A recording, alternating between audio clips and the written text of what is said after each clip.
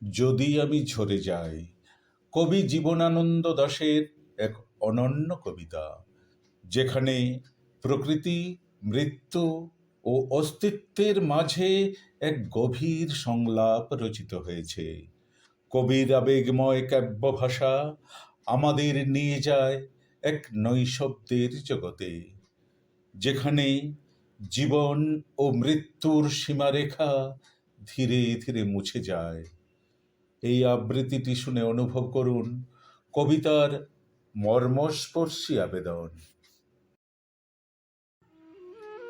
যদি আমি ঝরে যাই একদিন কার্তিকের নীল কুয়াশায়, যখন ঝরিছে ধান বাংলার খেতে খেতে ম্লান চোখ বুঝে, যখন চড়াই পাখি কাঁঠালি চাপার নেড়ে ঠোঁট আছে গুঁজে, যখন হলুদ পাতা মিশিতেছে উঠানের খয়েরি পাতায়, যখন পুকুরে হাঁস সোঁদা জলে শিশিরের গন্ধ শুধু পায়, শামুক গুবলিগুলো পড়ে আছে শেওলার মলিন সবুজে, তখন আমার যদি পাও নাকো লাল শাক ছাওয়া মাঠে খুঁজে, ঠেস দিয়ে বসে আর থাকি নাকো যদি বুনো চাল তার গায়,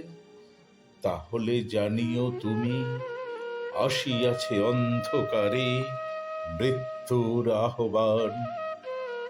যার ডাক শুনে রাঙা রৌদ্রেরও চিল আর শালিখের ভিড় একদিন ছেড়ে যাবে আম জাম বনে নীল বাংলার তীর। যার ডাক শুনে আজ খেতে ছড়িতেছে খই আর মৌরির ধান, কবে যে আসিবে মৃত্যু বাসমতি চালে ভেজা সাদা হাত খান রাখো বুকে, হে কিশোরী গোরোচনা রূপে আমি করিব যে স্নান।